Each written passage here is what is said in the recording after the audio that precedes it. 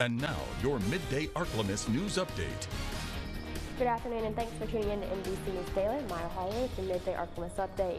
Starting off with some statewide news, Christopher Harrison, a former candidate for the Louisiana State District 23, is speaking out on his future goals, 1 week after he was disqualified from the race for not filing his state taxes. This comes after the petitioner Taylor Fontenot filed a court order accusing Harrison of not filing his taxes in 2019 and 2022. Harrison and Fontenot both presented evidence to Judge Royale Colbert at the Lafayette Courthouse. Harrison says the judge ruled in favor of Fontenot on claims of Harrison not certifying his tax documents with the Louisiana Department of Revenue. Despite these setbacks, Harrison says he still plans to run for a future position in government, advocating on protecting the rights of the lower and middle class. I want to be somebody that's available, somebody could talk to. And, you know, I'm a very honest person, a very reasonable person, and I'm a very understanding person. So that's the type of candidate I want to be. And if the people want that candidate, then they can always know that I'm that candidate for them.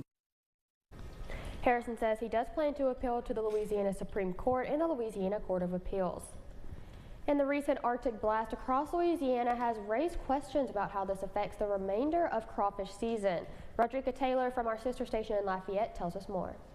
The Arctic blizzard we experienced in Acadiana was historic, and many people are wondering, just like me, about crawfish season. I spoke with one crawfish farmer who says the weather had a tremendous impact on their catch. We had 3 inches of ice on the farm, on the ponds.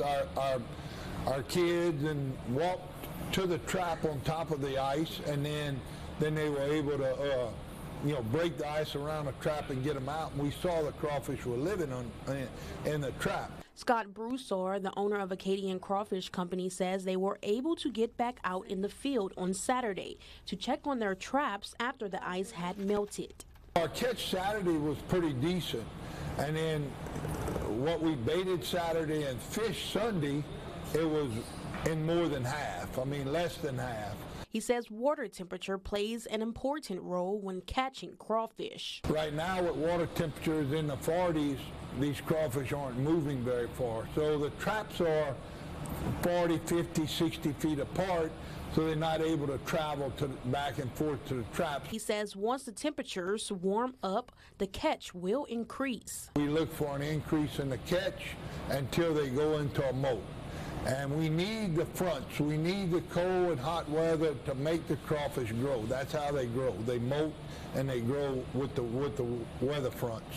Broussard says they are looking forward to a great season and asks for the... And now, exclusive Storm Tracker Doppler weather with meteorologist Chase Ward. We'll see plenty of cloud cover for early parts of the afternoon. There might be a chance for a few peaks of sunshine as possible. We'll remain mostly quiet through tonight as we continue with the cloud cover. It's going to be plenty of moisture in place. The air is going to be very humid and kind of damp. Now, as we go into tomorrow, there's going to be a warm front that establishes itself up to the north as a low pressure comes out of the Four Corners region and it moves into central Texas. And there's just going to be enough uplift along the front where, with all the moisture in place, we will see some patchy showers develop across southern Arkansas.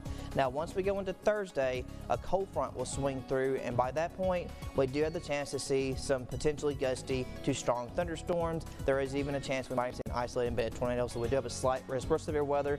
That does encompass a good chunk of the region. This goes for right now Thursday afternoon, so something to be aware of as we close out the week. And by the time we head into the weekend, temperatures will be back above average going into next week as we kind of kick off February with continued sunshine. So tonight, continuing clouds with us reaching upper 40s. Then for tomorrow, expect patchy showers to develop. We'll be in the mid-60s. Those strong storms roll through on Thursday. By the weekend, we'll clear out and we'll drop to lower 60s on Saturday and then heading into the 70s the next Sunday and Monday.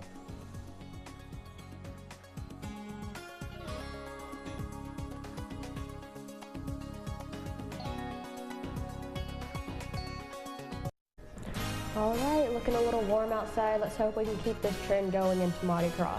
Well, that's it for your midday update. NBC News Daily continues. Have a great day.